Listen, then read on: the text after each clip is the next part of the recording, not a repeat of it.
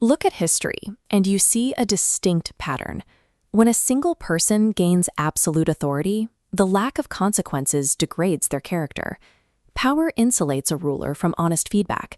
It surrounds them with a quiet, relentless chorus of people who agree with them, slowly convincing the leader that every impulse they have is correct.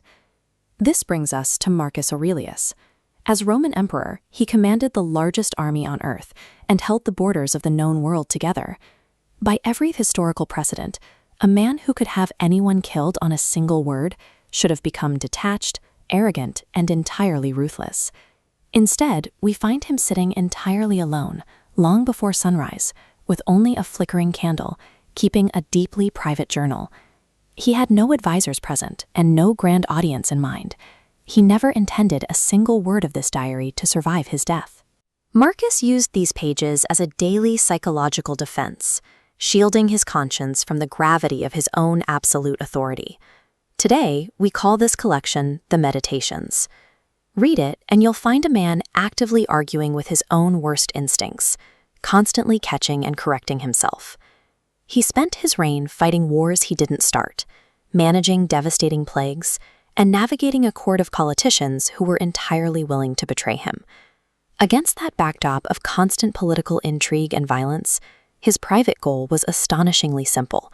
He was trying to remain a decent person. The act of writing became his anchor. It was the physical practice that kept the chaos of the empire from eroding his character. To process this level of stress, he relied on a specific mental framework. This diagram illustrates how he viewed existence, divided entirely into two distinct columns. On the right side, we have column 2. This contains the external world. These are the things completely outside of a person's direct control. On the left is column 1. This is the internal world, holding only the things a person actually controls, specifically their own choices and their immediate responses.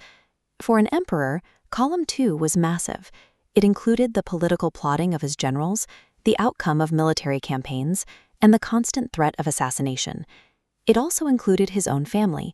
He watched people he loved die, and he had to accept that his own son, Commodus, would likely dismantle the empire he had spent decades securing.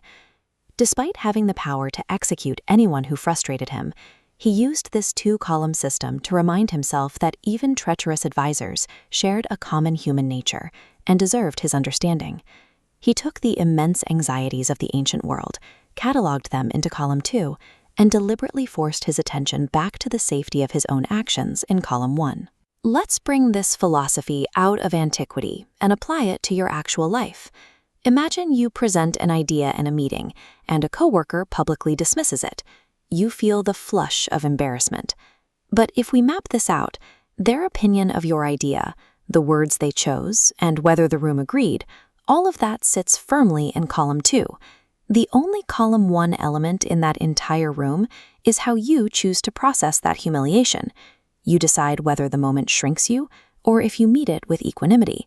This is an incredibly difficult boundary to hold. The human instinct is to obsess over column 2, desperately trying to dictate others' opinions. Maintaining peace requires a brutal, daily effort to catch your ego reacting to things it can never dictate, and pulling your focus back to the few things you actually own.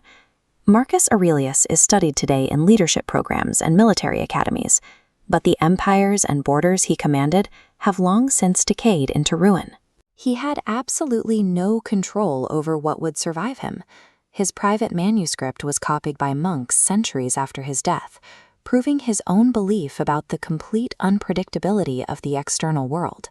What endures is the raw honesty of a person who had the means to do whatever he wanted, yet privately fought to be good when nobody else was watching. Real power resides in the quality of your choices today, the small internal responses that define column 1.